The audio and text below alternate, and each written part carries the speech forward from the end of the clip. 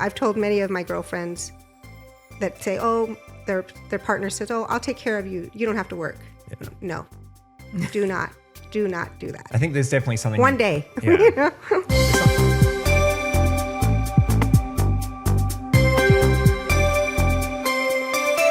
Well, welcome to another episode of Cover Your Assets. Today we're really fortunate to be joined by my friend and actually client, Sandy Anleu. So Sandy, I'm going to read a little bit of a bio of you, but thank you very much for joining us. Thank you for having me. So hopefully, I believe this is your first podcast recording. It is. And you're going to be talking about your personal experience with divorce. Yeah. So thank you so much for being vulnerable with us. Thank you. I hope I always want to leave someplace and someone better than I found them. So let's Awesome. hope I love that. So she's actually a dedicated mortgage loan officer at South Bay Equity Lending here in the Greater Los Angeles area. So she helps clients navigate the complexities of all type of financing. In addition to her professional role, she also oversees the management and ownership of various apartment buildings, showcasing her expertise there in real estate management. In her spare time, I've personally seen Sandy out on the water. She's definitely an outdoors lady. So from outrigger paddling to beach volleyball to paddle boarding, she kind of does it all. Bit of dancing to 70s and 80s music. So she's definitely a go-getter there. So hard to keep up with there. In addition, because she's got some spare time there, she's definitely she's a member of a number of different local associations from, Beach City Toy Drive, which every year around Christmas time, isn't it? Yes, Like they raise 30th year. Yeah, 30th Nice. year of it. Yeah, basically, collecting toys for less fortunate kids around Christmas time. 11 there. charities, yes. As well as Artesia Committee there, and Redondo Beach Business Association there. So thank you very much for joining us. Thank you. And thank you for I guess the next period of time where you're going to kind of open up and share your story of your divorce there. So thank you. So for our listeners that tuned into Nancy Hetrick's episode about the 4 stages of transition, we will loosely follow that outline Yeah. with Sandy, which is anticipation, Ending. I was like, all right, I forgot. Anticipation, ending, passage, and new normal. Yeah, that's right. So not strict or anything like that, but just that guideline. So let's take it from the top, Sandy. Okay. When did you know something was amiss? Or when did you know that maybe something was coming? Yeah. I was married for 28 years. Mm-hmm. My ex lost his job probably in 2017. Yeah. So I started securing a couple of jobs. I was luckily pretty much a stay-at-home mom, kind of had little side hustles throughout real estate, taking care of the apartment, such things. A couple years later, he didn't come home for the second time. So I realized, now this was after a promise that he said he won't do it again. So I realized at that time that my relationship wasn't based on trust anymore. Yeah. So that's when I decided it was time to make some changes. That if I can't trust my spouse, I need to move on. Yeah. And what kind of changes? Yeah, I was going to say, do you mind sharing what those changes Yes, were? I asked him, we have some other properties, so I asked him, I think I'm going to find another location to go live. And at the time, my son was 17 and getting ready to go to college in a couple months. So he asked me, please just stay until our son is out to college. Okay. So it was smart. It was valid. We cohabitated. Yeah. And which probably wasn't the best idea for my son because I think there was still a lot of bitterness. Yeah. And I regret that. So I probably should have just did what I was supposed to do. And then I took him to college and moved on to one of my apartments. And I was fine. I said, let's just stay separated, see what happens. Maybe things will work themselves out with a little bit of time. They didn't. And then I was kind of like still working. And I picked up a couple of jobs because I didn't really know what my financial situation was going to be. So I was, a 50-something-year-old looking for a job that hadn't been employed. That was a tough one too.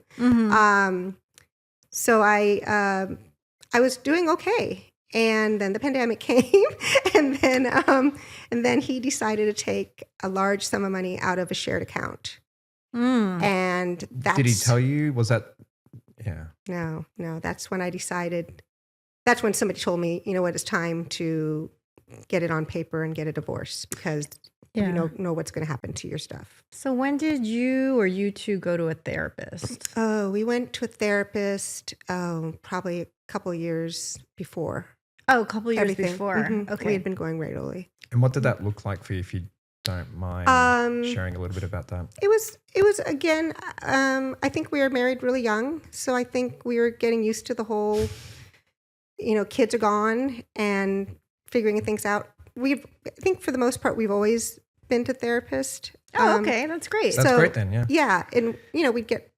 So it was normal, I guess. It was normal in your family to go. Yes. Which It is nice. a big change, though. I hear that from a number of people, just, and clients as well, like just talking about what's that life going to be like for the household with the kids moving out. And I was talking to a couple recently and, the husband took offense to, the wife saying that. It's like, what, am I not good enough? And I think he misinterpreted what she was kind of saying, but it's like there's this new dynamic that it's, it's going to go back to you because you've sweated so much time and effort into like raising these kids. Yes. How are you guys going to function now in this new life? Yeah. Yes. I mean, you basically look at each other. I remember the day we looked at each other. We had no soccer. We had no lacrosse. We had nothing with the kids to do. We looked at each other. What do we do? I mean, we're pretty active, but we were still like, we can go forward. But yeah, it's just little adjustments and of freedoms and different evolutions. I think I was ready to evolve in a different direction as he was. And I think that's pretty much also what added to everything was we were in different time lengths of evolution. So while you were separated, were you still going to therapy together or separately? Or? We did for a little bit, but then the pandemic came. So it was almost, it was... So that stopped at the pandemic. You didn't kind of shift that to like an online... Yeah, and as soon as he pulled that money out, I just said, I filed for divorce. You shared with us before we started recording this that, when you had gone to see the therapist kind of came up with some like sort of, check sheet for the two of you to kind of work off. Yes. Can you kind of tell us a little bit about that, how that came about and what was kind of the purpose of that document? Yes. I think when the second time he didn't come out, when I decided it's time for me to make a move. Yeah. We went to the therapist and she said, okay, you guys are going to separate. Why don't you do the separation agreement?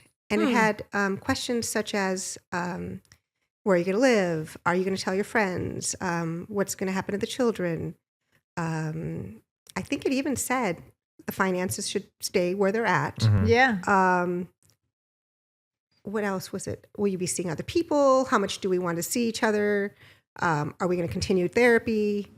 Things like that. It was helpful, but I think I looked at it as a contract, and that was probably my big mistake. That I had hearsay that said if you do a separation, things should stay.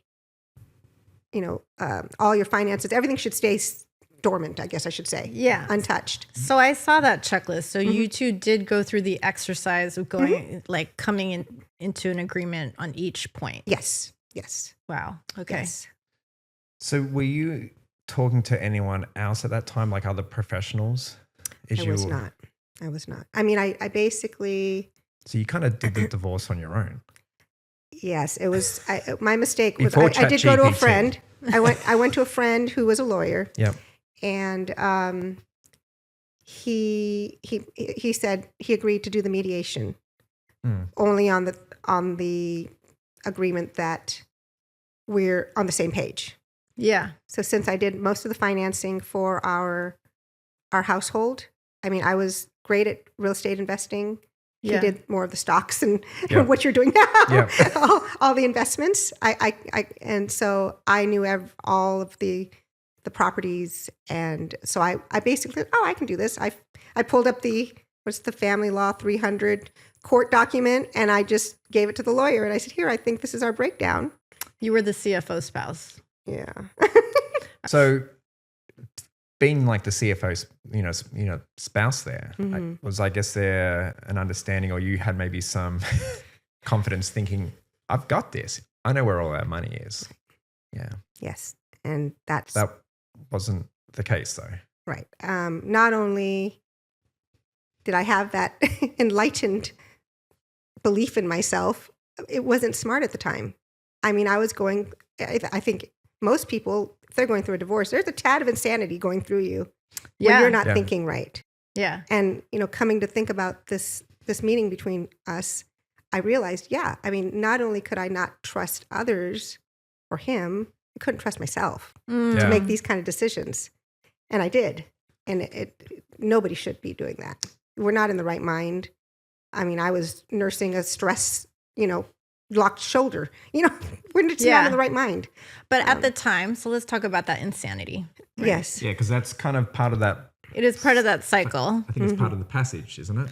It's part of one of those. Four. Maybe ending.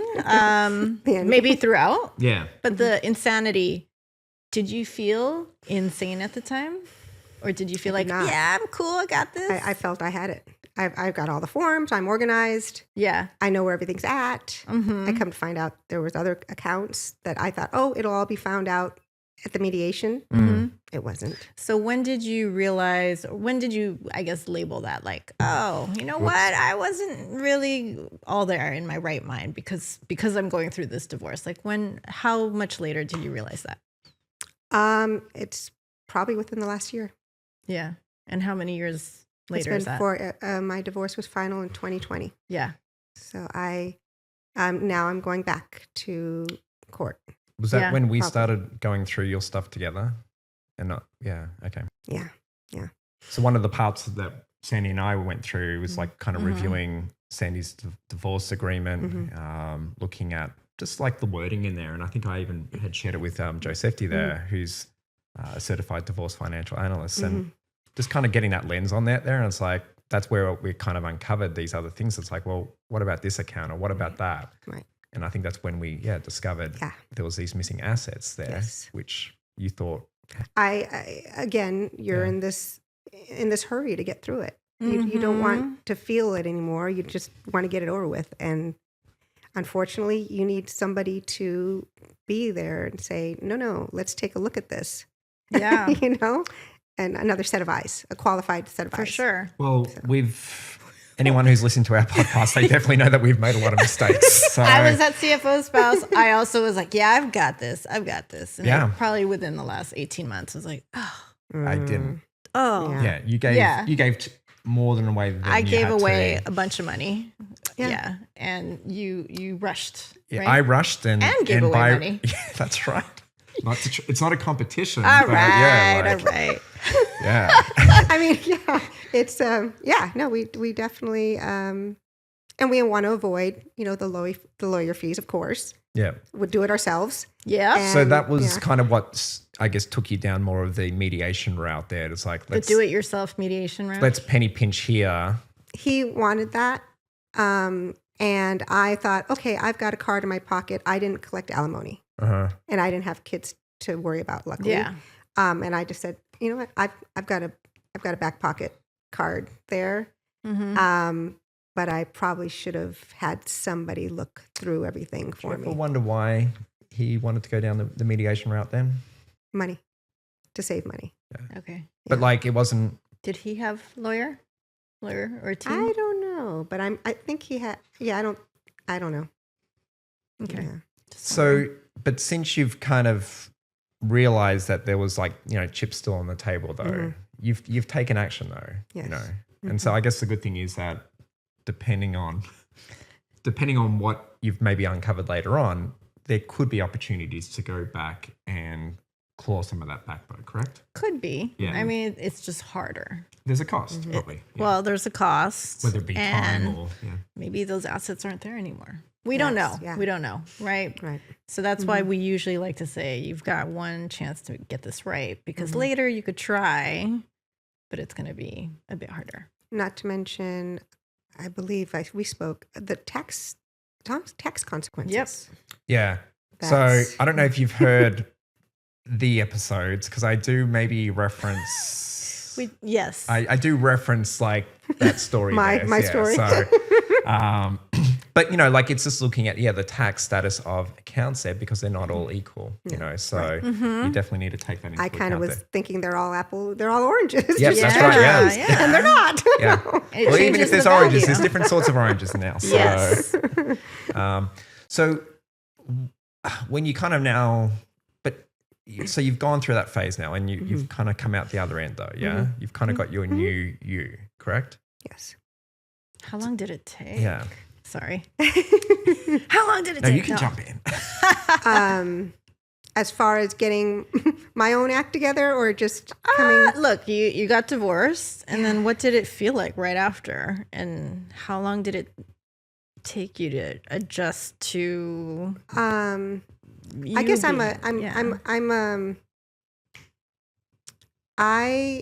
like to work. So I kind of was looking around for a job that, would give me something new and exciting. Mm-hmm. So I went right back into work. And then the pandemic came. And then I just decided I'm going to travel. Mm-hmm. And I did that for a couple years. And so now I've decided I still want to learn more. Yeah. And most probably because of this as well. I need to figure out my proper retirement so I can travel more. Yeah. Because it's definitely, everything's changed. I mean, I thought I was going to be traveling with my spouse. Mm-hmm. No need for specifics, but in a roundabout way, could you give us I think you mentioned it already.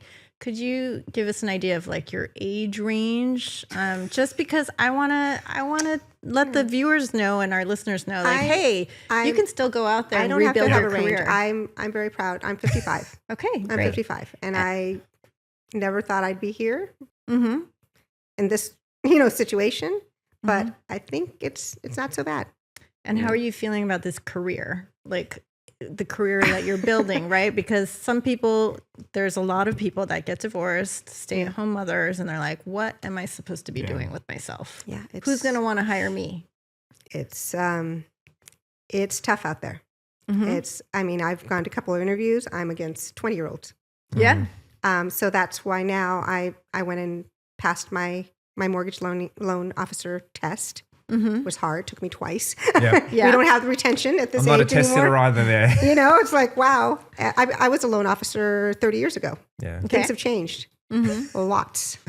Just in 5 years, computers have changed. That is my biggest hurdle right now. Mm-hmm. Technology. And I would just say, I've told many of my girlfriends that say, oh, their partner says, oh, I'll take care of you. You don't have to work. Yeah. No, do not do that. I think there's definitely something. One day. Yeah. There's something empowering about being able to provide for yourself there. Yeah. And if you are that, stay-at-home person, obviously you are still very active though. Mm-hmm. But it's good that you've been able to recreate and redefine this next chapter of your life though.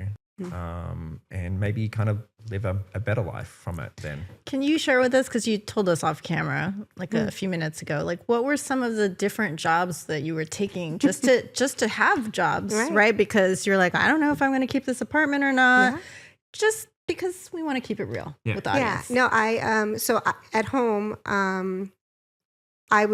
if my apartments needed help, I would do as much as I could. If there was painting, I could save some money. I would go paint or yard work or what have you.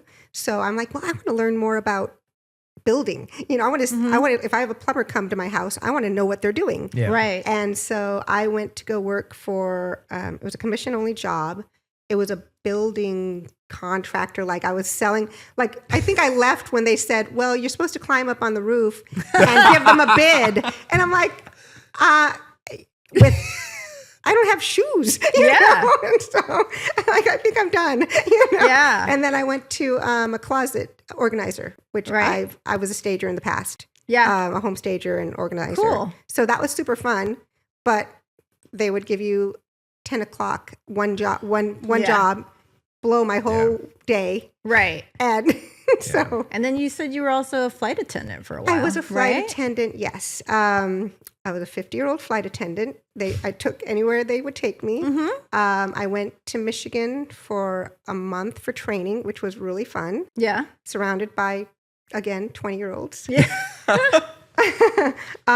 But it was fun. I realized I like learning something new. Nice. And I flew for about 6 months. I got a bad ear infection. Ooh. And I couldn't fly anymore. Jeez. So besides the fact that I'm deaf, so I was like, I can't take a chance on the second ear. Okay. And then they went bankrupt a month later. So I'm like, well, it was meant to be. Okay. You got out just in time. Then. Exactly. So I guess just wrapping it up for our listeners, like what would you say were, I don't know, a couple of like the things that you felt like you did really well that you want to share with them, and maybe a few things that maybe, things to think about and be more careful about for people perhaps going through a similar phase. Yeah. Yeah. Yeah, I think the fact that I felt I did really well about I wanted my children to see that I didn't need to rely on alimony. Yeah. I wanted my daughter especially to see, okay, I've fallen. I'm getting up now. Right? And I think, I really think that I was resourceful and Yeah, definitely. Sounds like it. And trying to, my skills that, I hadn't been trained. I mean, my bachelor's in child development, Yeah, you had to relearn some skills there. I think you were hustling and you didn't let pride get in your way, right? You're like, let me try it. Right. Why not? Yeah, exactly. Yeah. I'll clean up after your soda. You want some more nuts? Here you go. No. So, and then I believe that I probably should have left the home because I know I was pretty angry. And I think I really should have just gone through a lawyer and had them, I don't know if there's such thing as subpoena all our accounts. A team. Yeah. A team. Or some team. sort of professional there. Yeah. Exactly. I needed more professionals in my world because I was not. I was not it. And so, yeah. All right. Well, Sandy, look, thank you so much for coming on and you. sharing your story. Again, thanks for your vulnerability and being so open. No. Yeah. But we're about to rock your world. yeah, hopefully you can be vulnerable now when we do divorce this or that. So divorce this or that. So our producer's going to give us two choices. One of them we've got to kind of kick to the curb and divorce. So let's see what he's got planned for us today. The choices that we've got to deal with today is, we're going to play off, being a CFO, okay? And so the two choices are you've got to stay CFO for a family unit for the rest of your life. So there's no getting out of this one. With your crappy, terrible family, crappy, terrible spouse. Doesn't have to be your Terrible actual finance, ex, but just a terrible spouse. Yeah, so bad finances, Bad just finances. miserable. Okay. Horrible, toxic. But that's forever. So that's one choice. I don't know why there's no divorce, but Yep. maybe a different country. Different world. And then the other one is, you're loaded. You're still the CFO for this company where it's just like this really toxic environment. All the C-suite are probably going to end up in prison. It's just like it's not a good place to work. But you have gajillions of dollars. Yeah. Yeah. Which one would you pick? Both of them are lifetime sentences. And you said there's children in the family. Sure. Yeah. toxic- Why not? in the We'll add toxic them. We'll add them marriage. to the mix. Why not? Why All not? right. Well, then I'd probably have to say the children where the family go. Yeah, right. unfortunately. And my mom. But Yeah. otherwise, if there were no children, I'd go for the job because I wouldn't have to come home. Oh. I mean, I could go home. Ooh, okay. Ah. Maybe we shouldn't have put kids in there. Right. Okay. Or do we answer it both with like kids and no kids? Right. What would you do, I don't Joan? know. Well, I'm gonna assume my family unit didn't have kids. I'm gonna take the tons of money as a CFO because I'm gonna spend my money right and get myself the best legal team ever. Maybe like the OJ team or like I don't know, some other terrible team that you see on TV. Just to keep my ass out of my arse out of jail. And then the rest of the C-suite can go to jail. The company collapses, and I can live on my island or in South America somewhere. I'm gonna go with the poor financial situation now. And I've seen some of those true crime, stories. Crime. Yeah, stories there. So Sleep with one eye open. I might be a widower soon. So you never know. Wow! I'm gonna turn this story around. That's scary. Yeah, that's right. So that's my answer. Okay. Just to mix it up a little bit there. Anyway. That was another episode of Cover Your Assets. Thank you very much for joining us. And Thanks, thank you so much, Sandy. Sandy, for joining us here as well there.